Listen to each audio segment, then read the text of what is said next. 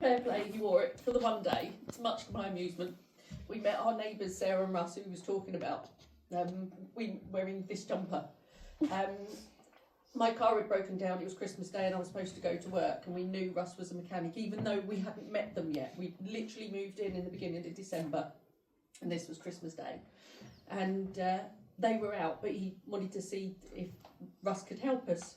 So he's knocking on the door just as they pull up in their drive, and all three of them, Russ, Sarah and their son, go, "Who the hell is that?" Standing there in his Christmas jumper.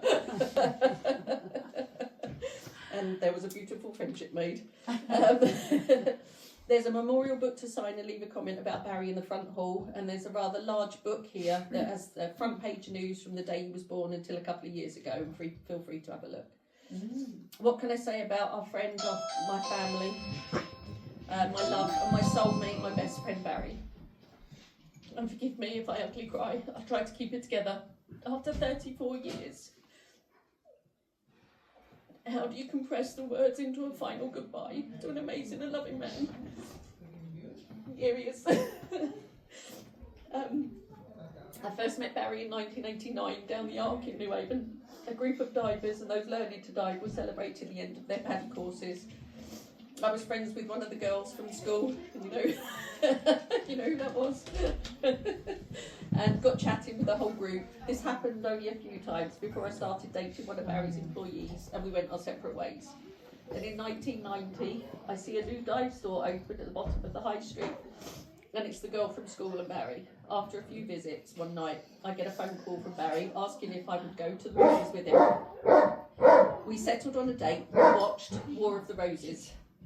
Yep, our first date was a movie about a warring couple trying to kill each other. Our second date, Barry did us a lovely meal, and bought a really expensive bottle of red wine, Chateau Neuf du Pape. He was grinning like a Cheshire cat. I took one sip and said, "Ooh, you got any lemonade?" Well, our relationship was almost finished before it started that night. We went on to one more date before we decided to spend the rest of our lives together. Though he was never going to get married again. He said once bitten, twice shy. But even that's another story. And we married in December of 1990, 9 months after our first date. He was 100% my everything and more. He completed my soul, and we even finished each other's sentences. One of us thought something, the other would say yes. How do you feel about doing this?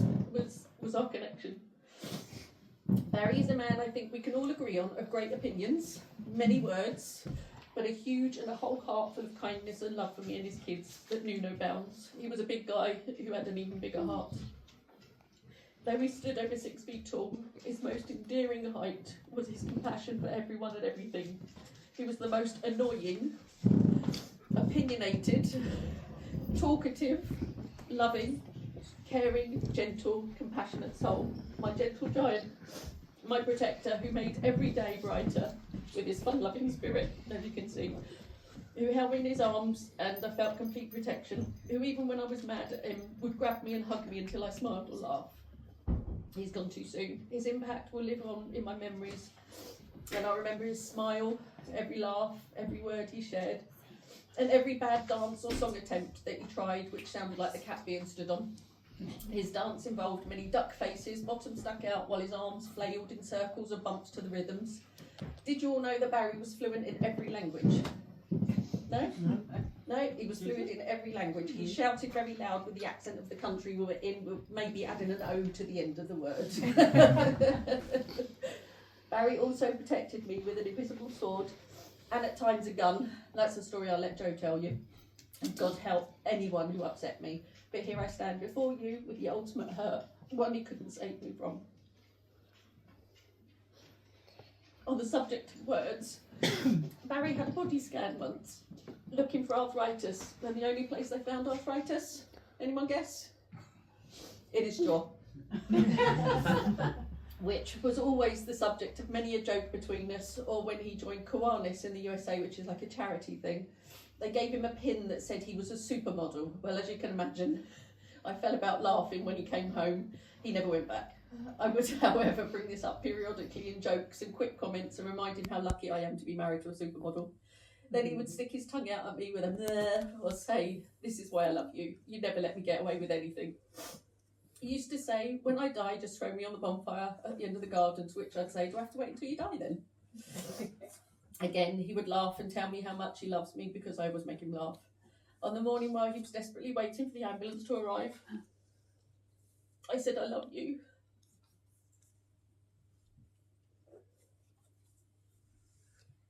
Breathless, he said, "I love you too." I begged him not to die, and he said, "I'm trying not to." Those were our last intimate words.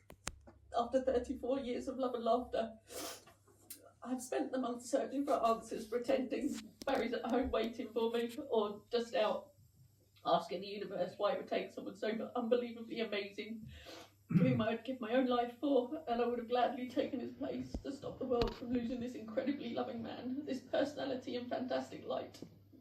Good night, God bless, my love. My heart, my soulmate, my best friend. You were the light of our lives, the heartbeat of our family, and I still can't believe you're gone. You were never supposed to leave us, but I hold on to your love and our memories with both hands.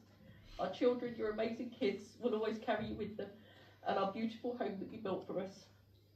Every year, I made him watch Love Actually, at least once, and he sat there holding my hand or rubbing my feet. He also loved the Beach Boys, often played in our home, so it's only fitting that I finish with God Only Knows by the Beach Boys. Thank you. Well done, Jill. Well done.